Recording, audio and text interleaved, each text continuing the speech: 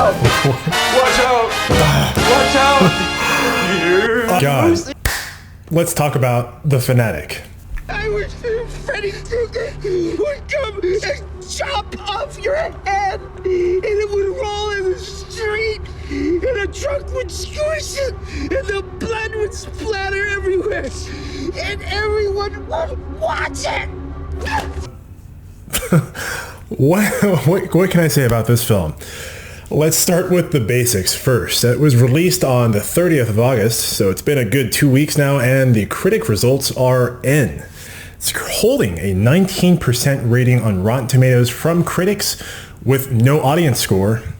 And that's partially to do with the fact that this is not having a wide theatrical release. It's primarily being released on VOD. That's video on demand, not even on Netflix. You actually have to pay money if you want to watch this movie digitally.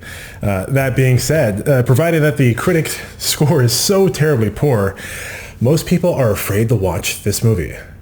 Well, I'm here to tell you, it's actually something I think for those who can appreciate how bad this movie is, it's so bad. It's so bad that it's really, really good. So let me tell you a little bit about The Fanatic. It's starring John Travolta, directed by Fred Durst. Of course, Fred Durst. Yes, you heard me. Fred Durst. That's of LIMP BIZKIT fame. Now, I know it might sound funny, but he actually does have a couple directorial credits underneath his name. He did direct The Long Shots, starring Ice Cube, and also The Education of Charlie Banks, starring Lex Luthor. So, yeah, much to my chagrin, I suppose you could say I was a little bit hesitant to see this movie, but honestly, it was quite the treat. I would say this movie is somewhere along the lines of Tommy Wiseau's The Room. Oh, come on, why not? No, I can't. Anyway, how is your sex life? And if you guys have seen that movie, you know how bad it is, but also how good it is. So let's talk about a couple things here, because it's been 2 days since I've seen this film. I watched it online, and honestly, I cannot stop thinking about this movie. I literally had an out-of-body experience, a dream, while I was sleeping in the afternoon the other day about the character of this movie who John Travolta plays. His name, of course, is Moose. Just look at that mug right there. Moose. Moose. His name is Moose. Oh my God. Okay. I don't want to unduly shit on someone's film, because I'm sure Fred Durst and company tried to make the best possible film they could. But so many things in this film were done so wrong and so completely the opposite of like what I would do. It really just exceeded the grasp of my worst impulses and my imagination as to why so many decisions in this film were made, from the editing to the soundtrack choice, to the dialogue, of course, the script. Just every juncture of this film keeps hitting like a brick road for me in terms of, why is this happening? Why? So let's talk about the plot of the film. The main protagonist is played by John Travolta. He's an overzealous fanatic fan of one action star named Hunter Dunbar.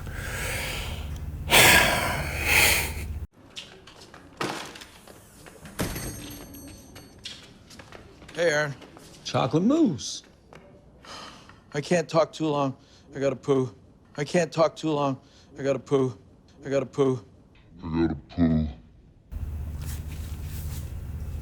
Yeah, that's how they're going to portray this movie. I think you can kind of piece things together and see exactly how this is going to play out. But, you know, let's just jump right into the pros for the film, because I have so many bad things to talk about regarding this film. John Travolta's acting was actually quite fantastic. Now, I know I'm kind of biased in this respect because I can generally I'm not able to pick up on when there's bad acting on behalf of an actor. But for the most part, I think like John Travolta gave his all, despite this being like a complete caricature of somebody who is autistic or is on the spectrum, as they say. But more or less, his acting was believable. I believed his character. I was emotionally involved with his character. I felt sympathy for his character. The cinematography, not too shabby. In fact, the director of photography was Conrad W. Hall, who surprisingly was the DP for Panic Room, Point Blank, and what else? The Punisher movie. Yeah, that's right. Wow. So this movie at least looks like it's a Hollywood film. But of course the cons, and there's so many of them to follow. I'm not sure why this film had a narrator by a less than supporting actress, but it did. And she delivered some of the best lines. Los Angeles. I call it the city of bullshitters. But I suppose when you find the cookie jar, it's hard to not go back for more. And then there's the Conrad character. I'm not sure why he was written this way, but he was written as an asshole from the get-go. At no point in this film do you see this character go through any type of character arc at all. He's written as a bad apple from the start, and it's just so pedantic. It's so like first draft level baseline character development. But boy, do you see the special items that I have? This is Space Vampires. How would I sign your face with my fucking fists? It's a marvel to watch. It really is. It's a beautiful train wreck. His performance and the way they wrote his character. The supporting cast, of course, in this film, all of them are absolutely atrocious. Like movies, don't you move? That's what's up. Come on, dude, let's celebrate. Do the honors, Slim. Fucking earned it. You know, I think he should do the honors, huh? Would you like to do these honors? I think he wants to do these honors. Despite all these horrible scenes with horrible actors, it doesn't stop there. Fred Durst had the audacity to do some self-promotion as if he was Sony Pictures Corporation, who does their shameless plugs of their products in their films. To create images is always a challenge. Digital magic. Fred Durst thought it might be a great idea for him to plug some Limp BIZKIT into one of his films. You okay with some music? You like a little Limp BIZKIT? Sure. You like a little biscuit? Yeah. Yeah? Nice and loud? I used to listen to this back in the day. This is hot. Oh my God, that is nice. That is nice.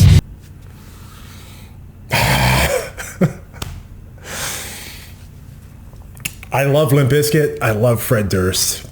But my God, I don't understand what would possess somebody to think it must be delusion of grandeur.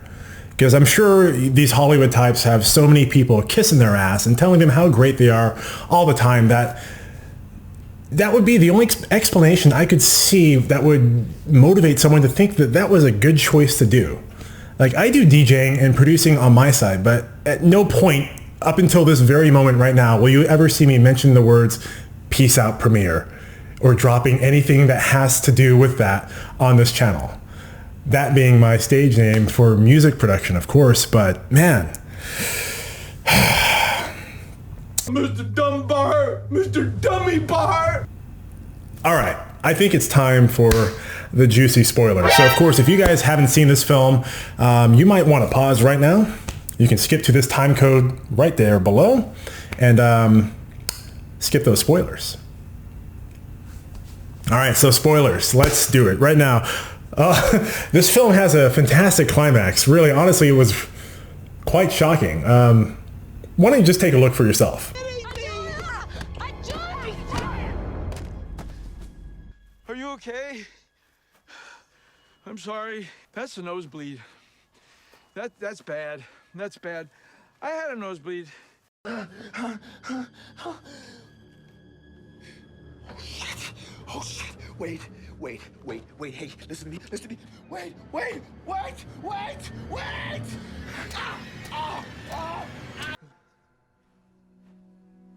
Put it here, pal.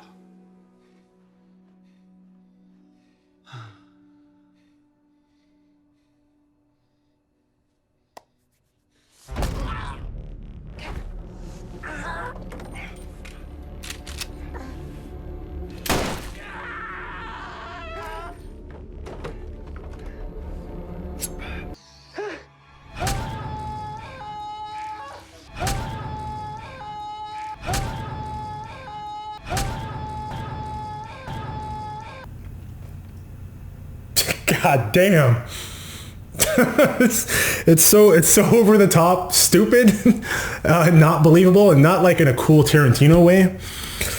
Yeah. So we have to ask ourselves, is this a bunch of poppycock, or is this film okay? it is not okay.